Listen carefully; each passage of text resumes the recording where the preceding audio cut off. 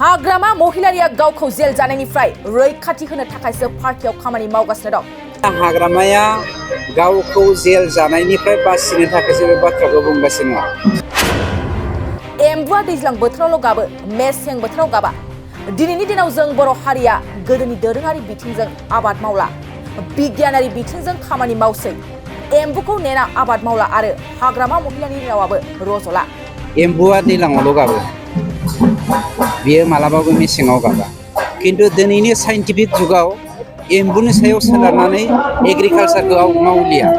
मानोना दिनैनि साइन्टिफिक जुगाव बोथोरनि सायाव बा अखानि सायाव बेखौ सोनारालासिनो कमप्लिटलि साइन्टिफिकेलि गोदान मुगानि गोदान मोनसे सिस्टेमजों खामानि मावलांग्रा।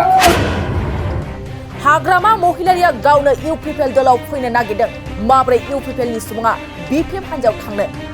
बे गोख्रों बाथ्राखौ जों बुङाखै, बेफोर गोख्रों बाथ्राखौ बुंदों बिटिआरनि हाग्रा बिफाननि मावफुं सोद्रोमा रनजित बसुमतारिया। दिनै बाक्सा जिल्लानि मुसलपुर बियाबनि सिङाव थानाय मोनब्रै प्राइमारि लोगो नांना गासै 7000 इउपिपिएल राजखान्थि हान्जानि मोनसे गोहो दिन्थिनाय सुबुंगौमा हाबाफारि। बे हाबाफारियावनो बिटिआरनि एम रनजित बसुमतारिया बाहागो लानानै खौरांगिरिफोरनि सिगाङाव बुंबावोदि बायनाय नावाव दानि जुगनि लेखा गोरों लाइमोनफ्रा बायनाय नावाव गाखोनो रावबो थाङा। बिसिनाव जयनिं जानायाथ' बाक्सायावबो दाखालि 5000 जयनिं जादों। बिसिनि फोरमायनाय बायदियै बिजनियावबो बिराद गोबां जयनिं जाबाय बिसिना। दा चिराङावबो जादों, दाखालि गसाइगावबो जानाय देखायदों, परबत जेरावबो जानाय देखायदों।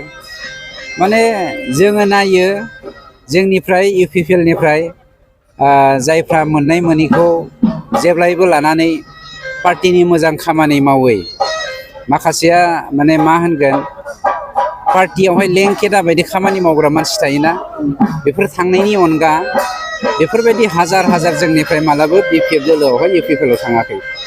खिन्थु हाजार जोंनावसो फैगासिनो दङ।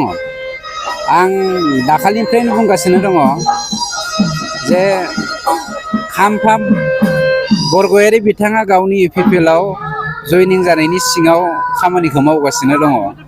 आरो जोंनि इउपिपिएल दोलोआ कि बबेबा खारनावहाय बिपिएफआव जयनिं जागोन बिनि खुनु माबा गैया। मानोना बायनाय नावावहाय सोरबा मिथिखानाय दानि जुगनि गोदान मुगानि लेखा गोरों सेंग्रा सिख्लाफ्रा बायनाय नावाव गाखोनो थाङाथ'।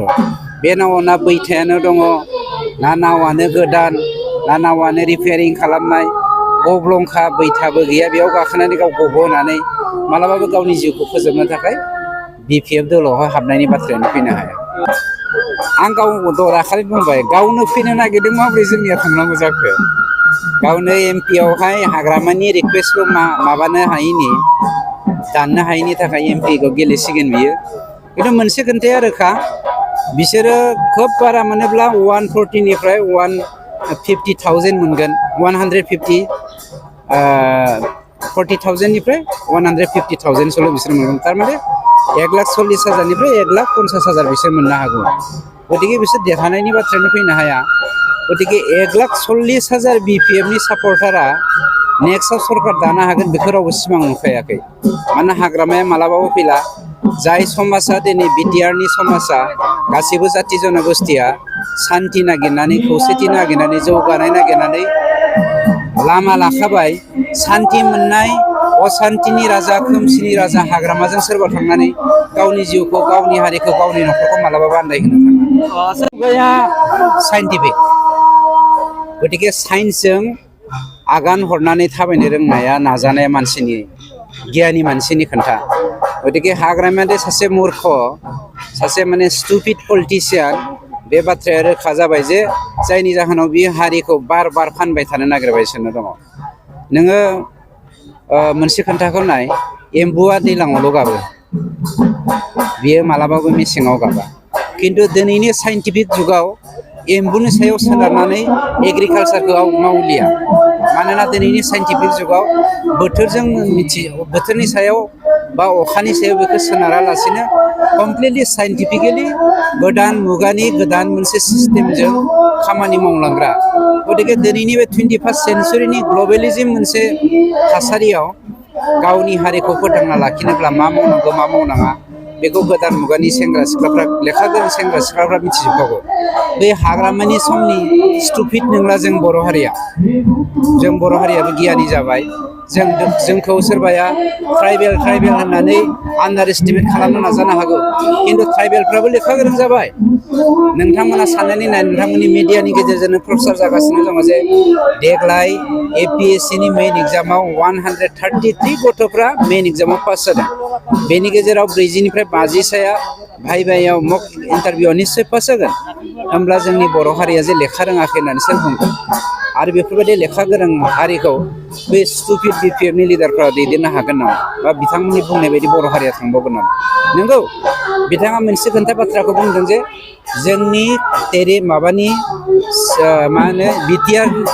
एकर्डनि गेजेरजों 6 शिड्युलनि गेजेरजों दिनै जोंनि बे बड'लेण्ड हालामा स्टेटहुड जानो थांगासिनो दङ खिन्थु बेखौथ' दल दामनानै लाब गैया नोंथांनि फिसालाया दिनै बिहामजो लाबोनो नागिरदों नोंथांनि फिसाजोआ दिनै बिजामादैजों हाबा जासिगोन बेफोरबायदि होननानै दल दामनानै फोसावनायनि जुग नङा दिनैनि जुगाव जोंनि दिनावथ' बुंग्राय फेरला फेथा खालामलायनानै MP देरहानानै खामानि मावनाय गोबां लिडारफ्रानो थांदोंमोन मा मावनो हादों आं दहायनो बुंबाय बे 21st सेन्चुरिनि गोदान सेंग्रा सिख्लाफ्रा हाग्रामाजों मालाबाबो गैया आरो हाग्रामाया मालाबाबो सिमां दा सुजुथों मानोना हाग्रामाया गावखौ जेल जानायनिफ्राय बासिनो थाखायसो बे बाथ्राखौ बुंगासिनो माहारिखौ डिभाइड एन्ड रुल खालामनो हारिखौ मोनसे खैसाराव खोख्लैनो गाव जेब्लायबो माने सेफ जनाव थानो बे थांखिजोंल' BPF आ खामानि मावगासिनो दङ बेखौ नोंथांमोनाबो बुजियो जों गासिबो बुजियो सना रुफा आरो हिरानि जुवेलारि गाननो मोजां मोनग्रा सुबुंफोरनि थाखाय गोजोनथाव खौरां दासान्दि फुजा बोथोरखाय खम बेसेनाव फानगासिनो MSCB जुवेलार्सआव सना रुफा आरो हिरानि समायना रमायना जोंख्लाबनाय जुवेलारिज MSCB जुवेलार्सआव मोननो हागोन राजकोट जुवेलारि कास्टिं जुवेलारि कलकाता जुवेलारि मेसिनजों बानायनाय जुवेलारि आरो आखाइजों बानायनाय जुवेलारि लोगोसेनो हाबा हुखायाव गाननो थाखाय सना आरो हिरानि समायना जुवेलारिसफोरखौबो मोननो हागोन MSCB जुवेलार्सआनो दं क'क्राझार सहरजों नांजाबनाय क'क्राझार रेल गेटनि साखाथि वार्ड नं 5 बिबेकानन्द पथआव MSCB जुवेलार्सजों थोंजोङै जगाजग खालामनोबो हागोन 9954273079 जानबुं अनजिमायाव